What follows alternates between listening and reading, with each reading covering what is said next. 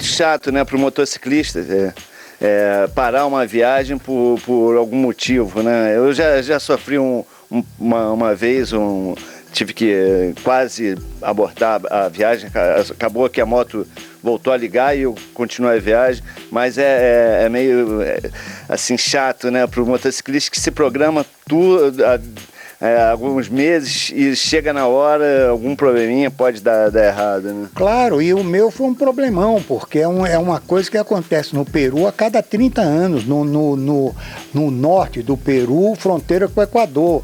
Chama-se Huayco. Agora, por outro lado, foi uma coisa interessante, porque quando eu abortei o projeto e voltei, eu fui encontrando companheiros nossos de motociclismo que estavam indo, alguns para os Estados Unidos, outros para o México e tal, e eu fui eliminando a viagem dessa gente toda, dizendo para eles, ó, vocês nem esqueçam, vocês não passam de maneira nenhuma. E a informação que eu tenho do Exército Peruano é que nos próximos 3 meses ninguém vai passar aqui, a não ser de avião ou de navio, entendeu? E evitei, assim, o prejuízo de muita gente, que é um prejuízo muito grande. E no final eu terminei o quê? Militante social, porque eu cheguei em Arequipa, conheci um grupo de motociclistas peruanos que estavam fazendo um serviço assim lindíssimo de coleta de roupa, de coisa para mandar lá para a parte conflagrada lá do Peru. Eu aí me juntei com eles e participei até desse movimento de arranjar roupa e comida e enfim, o que pudesse ajudar aquela gente que estava lá inteiramente flagelada com aquela tragédia. Então tive também essa coisa, trouxe grandes amigos comigo do Peru por causa dessa tragédia. Então você vê que uma coisa também compensa a outra. E aos Estados Unidos para mim é muito fácil. Eu pego minha moto na volta aí da Nova Zelândia e em 1 semana e meia eu estou nos Estados Unidos rodando lá, não tem mistério nenhum. Porque hoje, inclusive, você tem um navio que faz Cartagena-Panamá em 2 dias com a moto dentro de uma garagem, com piscina e a preços assim bem acessíveis. Essa travessia hoje custa o quê? Custa menos de $100, entendeu? Então a gente repete. Agora, são várias histórias. Se a gente fosse ficar aqui, seria um dia inteiro, né? Você, e o bacana é que isso, que ele lembra de todas as viagens, né? Ele gosta de contar, ele curte isso, que é uma maneira também de poder passar para as pessoas a experiência, né? E eu acho que bacana, que você já deve ter, muita gente já deve ter vindo aqui te perguntar, de falar como que foi, e você sempre está pronto para responder, né? Não, a maioria dos meus amigos em motociclismo, toda viagem para fora do Brasil eles vêm aqui. Eles vêm aqui, me pedem orientação de roteiro, me pedem orientação de hotel, orientação das melhores estradas. Por quê? Porque eu já fiz repetidas vezes essas viagens. Eu não fiz uma vez, eu repito muito essas viagens. Em termos de América do Sul, então, é uma brincadeira. Eu não conheço ninguém que já tenha feito 14 vezes o Atacama, e eu já fiz. É engraçado, eu particularmente não gosto de repetir viagens, né? Eu gosto de ir para novos lugares, para não ficar uma coisa repetitiva. No seu caso é diferente, mas eu acho que para você também, ali você já conhece sem mapa, sem nada, já vai de olho fechado, né? Não, para eu não passar por um cara de pouca imaginação, de ficar indo para o mesmo lugar, fazendo a mesma coisa, eu tenho que explicar uma coisa. Eu tenho alguns filhos que estão morando em lugares fora do Brasil. E eu tenho um filho que mora em Salta, que é a fronteira exatamente com o Atacama, é a fronteira com o Chile, fronteira com a Bolívia.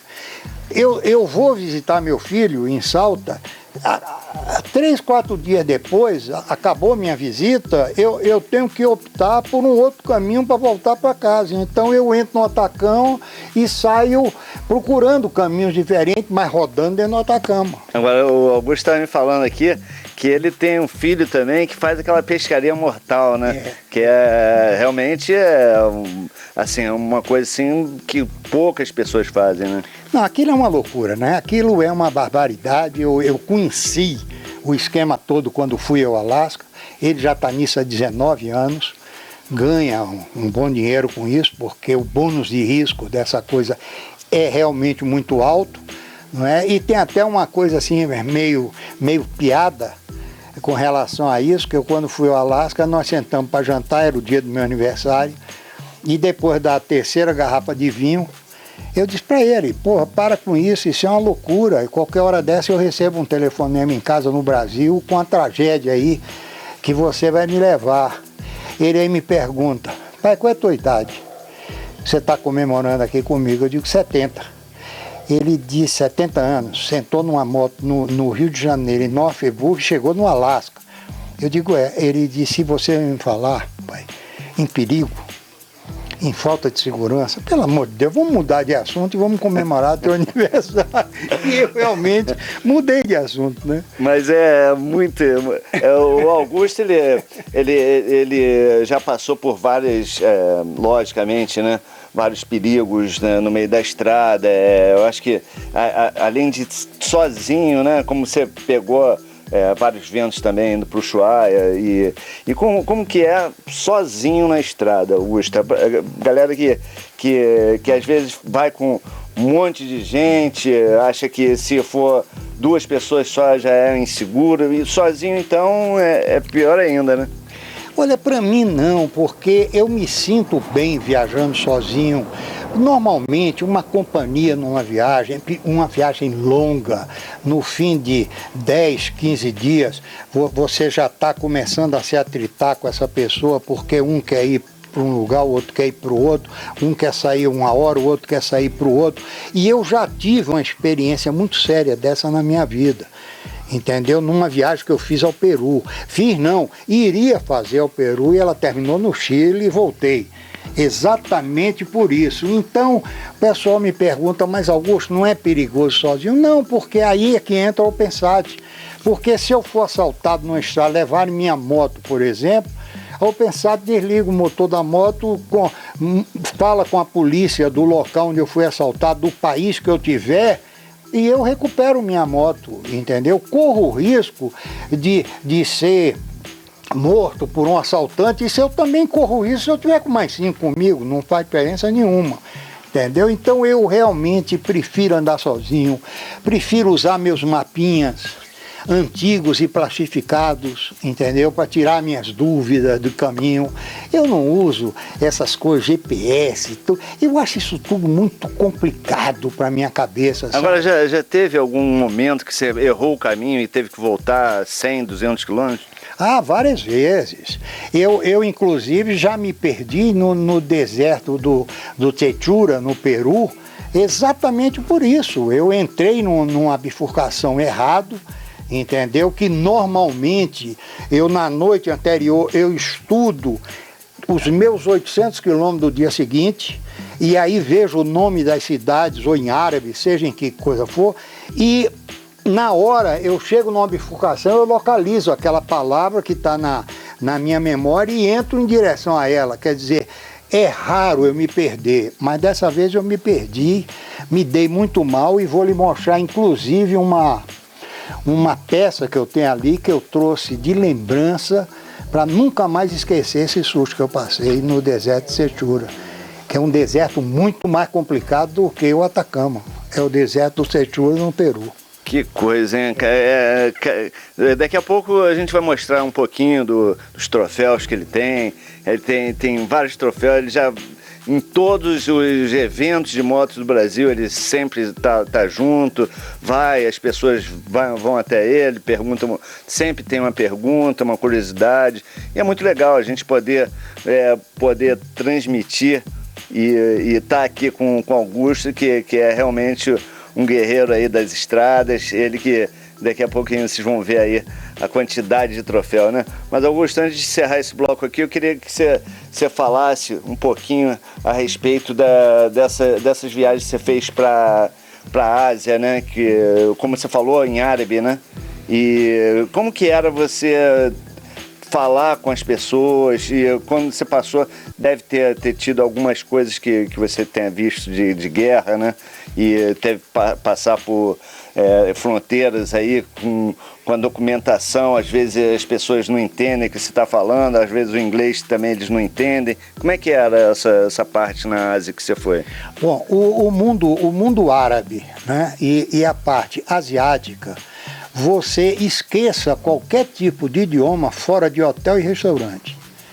Ou até posto de gasolina, um ou outro grande, você ainda encontra alguém que fale alguma coisa de inglês e você possa se entender. Agora, fora disso, é dialeto e dialeto árabe, sabe? E aqueles dialetos são difíceis até para o pessoal da terra. Então, o que é que funciona? É a mímica. E que essa é universal. Então, você tem que fazer mímica quando quer tomar um banho, um chuveiro, quando quer comer, seja o que for. E eu ainda tive uma má sorte, que quando eu cheguei para atravessar o norte da África, que eu atravessei vários países árabes, de dialeto árabe, de língua árabe, eu peguei o Ramadã. Você não tinha o que comer. Você imagine, você um dia inteiro com fome, chegava num lugar não tinha comida, porque eles não comem, é parte da religião deles. E aí vão comer só à noite, né? Exatamente, então foi uma coisa para mim assim terrível o Ramadã, mas foi outra experiência de cultura, de troca de cultura, para mim assim de um valor incrível. Eu atravessei o norte da África todo, Nigéria e Argélia, tudo você for, Líbia, todos aqueles países que você possa imaginar, Marrocos, atravessei aquilo tudo. Eu atravessei um deserto do Saara com 57 graus de calor. Você imagina uma coisa dessa, entendeu? E posto de gasolina? Hein? Tinha postos? Não, aqueles povoados de Saara, você compra uma gasolina na casa de uma pessoa qualquer, pagando uma fortuna. Aquela parte todinha eu viajei com bujões de gasolina. Quando eu chegava numa cidadezinha maior, eu enchia aquele bujão e a gasolina acabava e eu completava. Porque não há posto de gasolina, não tem isso. Você tem nas cidades maiores. Agora, Augusto, só para encerrar esse bloco aqui, queria saber, parte de corrupção. Você, em todas essas tuas viagens, já teve muito país corrupto que queriam te...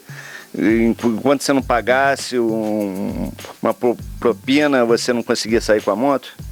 Olha, os únicos países que você passa por isso, infelizmente, eu falo isso com muita tristeza, é a América do Sul, né? E parte da América do Norte, que eu incluo aí o México na América do Norte, porque Estados Unidos e Canadá, isso não existe, né? Não existe. Mas até o México, que é parte da América do Norte, e a América Central toda, você sofre esse tipo de problema com polícia em estrada, essa coisa toda. Agora, eu tenho comigo uma coisa muito interessante, que me ajuda muito nessa hora. Primeira idade, quando eu tiro o capacete, um cara desse fala comigo já de outra forma. Quer dizer, me respeitando, sabe? Já fica meio constrangido de me fazer alguma chantagem ou me achincalhar de alguma maneira. Mas isso aí existe. Não adianta, em América do Sul isso existe, entendeu? O próprio México, que já faz parte hoje da América do Norte, também isso existe, mas é muito pouco, não é também nada de anormal, não. Agora, eu falei que ia encerrar esse bloco aqui, mas a última pergunta que eu queria saber dessa parte do Guinness Book, né? Que parece que você tem essa proposta de talvez entrar para o Guinness, né? Não, eu já entrei. Todos os meus projetos eu mando e fico recebendo lá da Inglaterra, porque essas decisões todas de Guinness é lá em Londres. Me mandam de vez em quando um e-mail esclarecendo uma coisa, esclarecendo outra. Agora, é uma coisa complicada, porque... Para você ter uma ideia, outro dia me passaram um e-mail de Londres para cá, entendeu? Dizendo o seguinte: o senhor não cumpriu a Pan-Americana toda. porque quando o senhor entrou no Alasca, o senhor foi para Anchorage e não foi para Harbor, lá na frente. Então o senhor deixou de andar 200 km para a Americana, entendeu? Isso pode complicar a concessão desse recorde. Você vê que piada, porque o que é Pan-Americana? É uma estrada de um arquiteto e engenheiro brasileiros que bolaram a Pan-Americana. Getúlio, presidindo o Brasil, não aceitou financiar a Pan-Americana. Os Estados Unidos, o presidente da época, não aceitou a Pan-Americana. O Canadá também não. Então o que é a Pan-Americana? Começa na Argentina e termina no México. A Pan-Americana não passa nos Estados Unidos, não passa em Canadá e muito menos em Alasca, que é um estado americano. Então é difícil você explicar um negócio desse via e-mail, porque eu acho que é uma coisa assim muito complicada de se explicar e as pessoas não sabem, não têm a menor noção. É o problema do europeu e do americano com a América do Sul. Ninguém sabe nada sobre nós. Você está entendendo? Esse é que é o grande problema. Então, nem nós brasileiros temos Pan-Americana, quando os autores da Pan-Americana, os criadores, são brasileiros. Que coisa. E nós não temos Pan-Americano no Brasil. Você sabia disso? Eu já sabia mais ou menos, né? Eu não sabia que é um absurdo, um absurdo. Terminava no México. Termina no México. A Pan-Americana não cruza Estados Unidos, não cruza Canadá e muito menos Alasca. Muito menos Alasca. Como é que eu podia estar apresentando viagem de Pan-Americano no Alasca? São coisas isso que a gente vai esclarecendo tal, e eu também me preocupo muito pouco, sabe? Que meu nome apareça num livro de recorde, porque motociclismo para mim é satisfação pessoal. Isso para mim é que é importante, entendeu? Por exemplo, eu sou o único brasileiro que foi a Cap Norte. O que é Cap Norte? O Ushuaia europeu. Termina lá na Noruega o continente. Ninguém sabe nem que existe Cap Norte. E eu fui bater em Cap Norte, ganhei uma pneumonia por causa disso. Entendeu? Mas tenho o prazer de dizer que fui a Cap Norte, fui o único aí.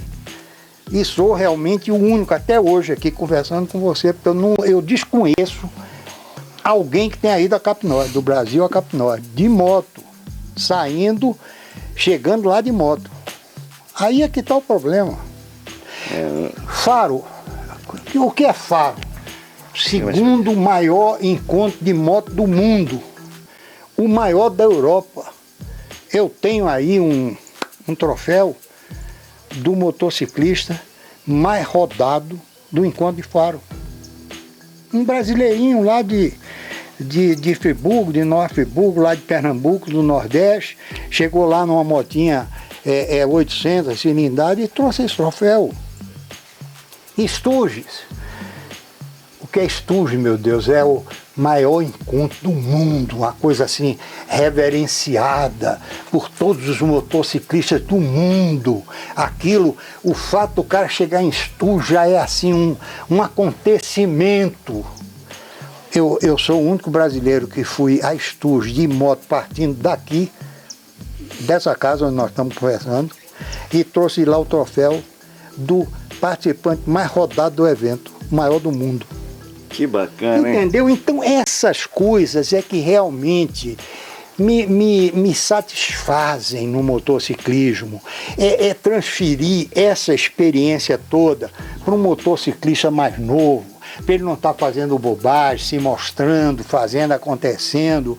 É levar do Brasil essa nossa capacidade de envelhecimento com saúde, com disposição, com ousadia, sem se entregar à idade, a coisa nenhuma, que a idade é com simplicidade, né? Claro, claro. Então, para mim, olha, eu dou hoje muita palestra em escolas municipais para grupos assim de 10 a 16 anos de idade. Você não sabe a felicidade daquela garotada, pô, quando conversa comigo, começa a me crivar de pergunta de todo jeito. É uma diversão, são 2 horas ali, uma coisa super divertida. Isso me traz muita alegria. Eu ir num clube de idosos, fazer uma palestra para idosos, para mostrar que o cara não pode chegar à condição de idoso sentado vendo televisão, Isso é. vendo novela. Você tem que praticar um esporte, seja ele qual for, não é só moto não, qualquer tipo de esporte, entendeu? Esse é que é o problema. E isso é um exemplo, né, Augusto? Eu tô aqui, mas por você ser um exemplo para esse pessoal que está chegando aí na maioridade, né, na melhor idade, mas eu acho que você é uma referência, porque você vê poucas pessoas na tua idade aí até hoje fazendo grandes viagens, né? Você vê motociclistas andando aqui e tal, mas grandes viagens são Agora, poucos. Posso né? lhe falar uma coisa que nem você sabe? Eu uma vez aqui onde nós estamos agora, eu fiz uma matéria para o Globo Repórter. E a matéria era exatamente superação. Pessoa depois de uma certa idade se superar. E havia ligado no programa que era feito aqui em casa, um cidadão que é médico, e a menina perguntava para ele, durante a minha entrevista, o seguinte: doutor, como é que o senhor explica isso? O que cidadão com essa idade está falando o que fez e aconteceu e etc. Como é que isso é explicado? Ele virou e disse uma coisa que pouca gente conhece. Ele disse o que é? Ele disse gerontolescência, que é exatamente o idoso, o espírito jovem, é a gerontolescente. E aí eu cheguei à conclusão que eu, entre outras coisas, sou um gerontolescente. Mas são poucas pessoas, né, Augusto? Porque às vezes a pessoa realmente se entrega, né?